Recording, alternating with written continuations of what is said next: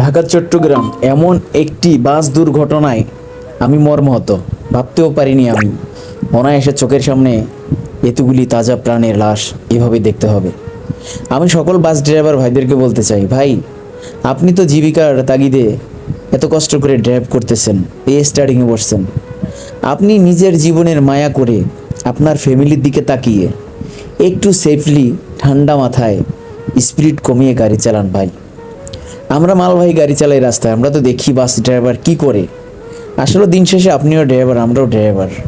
আমরা চাই আপনারা যেভাবে রাস্তায় উড়ে ধরে গাড়ি চালান, এই মালবাহী গাড়িগুলোকে এমনভাবে ওভারটেক করেন, এরা 40 টন 50 টন মাল নিয়ে চলাফেরা করে।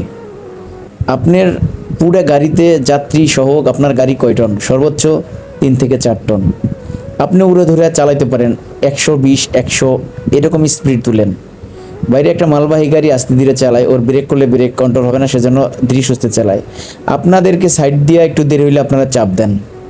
এই যে আপনারা উড়ে ধরে এইরকম করেন, 19-এর থেকে 20 হলে এই যে মানুষগুলি মারা যায়, এদের কি কোনো দাম নেই আপনাদের কাছে? এদের জীবনের কি কোনো মায়া নেই আপনাদের কাছে? আমি এদেরটা বাদই দিলাম, আপনাদের নিজের জীবনের কি কোনো মায়া দেয়া নেই?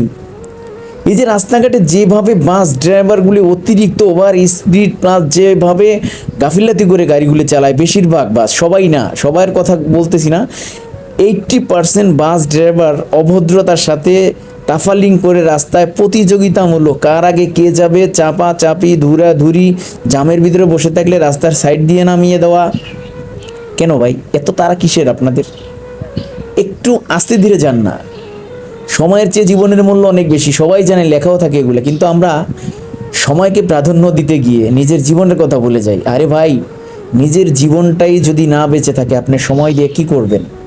আপনাদের বিনীত অনুরোধ, দুইটা পায়ে পড়ি, আপনারা মানুষের জীবন নিয়ে খেলা করেন না।